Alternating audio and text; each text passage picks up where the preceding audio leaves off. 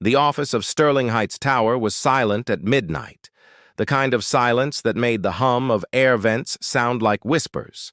On the top floor, through glass walls and polished marble, the light from the city shimmered against the CEO's desk, a desk that symbolized power, wealth, and success.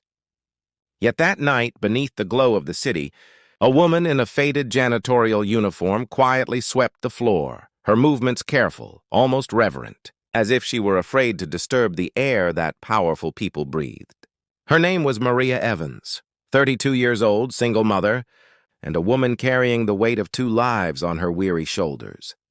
She had once dreamed of becoming a nurse, but life, cruel and unpredictable, had other plans. After her husband left without a word when their daughter Lily was just 4, Maria found herself in a spiral of unpaid bills, eviction notices, and long nights spent trying to comfort a child who didn't understand why Daddy never came home.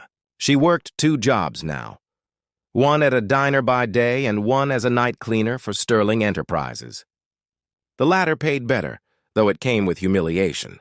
The constant reminder that while she scrubbed someone's desk, that same someone likely didn't even know her name. If you believe in kindness, second chances, and the hidden strength of people the world often overlooks, please like, comment, share, and subscribe. Because this one might just remind you that sometimes the smallest act of compassion can change an entire life. Maria moved through the CEO's office like a ghost. It was the most intimidating room in the entire building. Everyone whispered about Michael Sterling, the man who built his empire from the ground up but lost his soul somewhere along the way. He was ruthless in business, cold in demeanor, and allergic to small talk. He had no family, no time for warmth, no patience for excuses. His world was steel, numbers, and perfection. Everything Maria's life wasn't. Every night she'd dust his awards, straighten his files, and wipe away fingerprints that weren't hers. And every night she'd glance at his framed photo on the shelf, not of a loved one, but of himself receiving a Businessman of the Year award. It told her everything she needed to know. She never expected him to notice her. People like him never saw people like her. Then one night, everything changed because of a letter, not hers, her daughter's. It had been one of those evenings when exhaustion blurred the edges of Maria's mind. Lily, now 9 years old, had been sick that morning, and Maria had no one to leave her with. So, she'd tucked her into a blanket, brought her along, and made her promise to stay quietly in the break room while Mommy worked. But children have their own minds, and Lily, curious, imaginative, and always wanting to help, had wandered into the CEO's office while Maria cleaned the hallway. She'd seen the massive desk, the shining nameplate, and thought it looked like a place where wishes came true. So she wrote a letter, in her messy, childish handwriting, and left it right in the center of his desk, under the glow of the desk lamp. By the time Maria discovered what Lily had done, it was too late. The letter was gone. She panicked that night, retracing every corner, every trash bin, terrified that the CEO would find it and fire her for such an intrusion.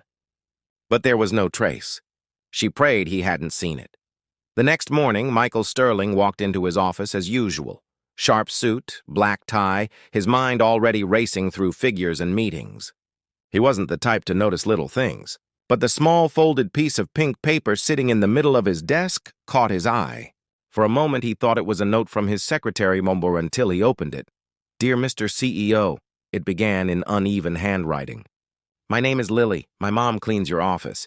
She works very hard, but she always comes home tired and sad. She tells me that you are very rich and powerful. I don't really know what that means, but can you please tell her she's doing a good job? She never thinks she's enough. I just want her to smile again." He froze. For a long moment, Michael didn't move. The paper trembled slightly in his hand. It wasn't just the innocence of the word. It was the sincerity.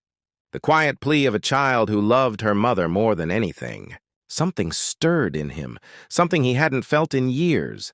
Compassion, memory, pain. He leaned back in his chair and stared at the city skyline, but for once, he didn't see it. He saw a different scene, a small apartment, A younger version of himself watching his mother cry over unpaid bills, her hands raw from cleaning other people's homes.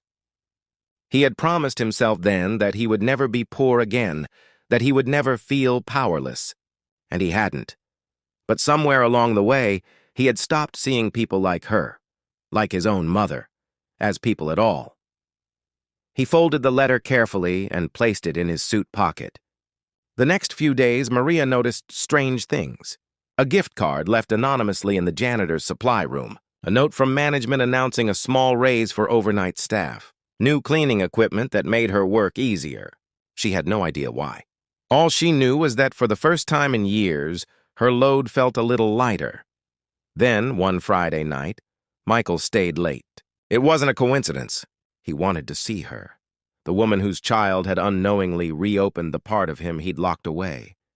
He sat in his dark office, pretending to work, until the sound of a vacuum hummed outside his door. Slowly, he turned on the desk lamp.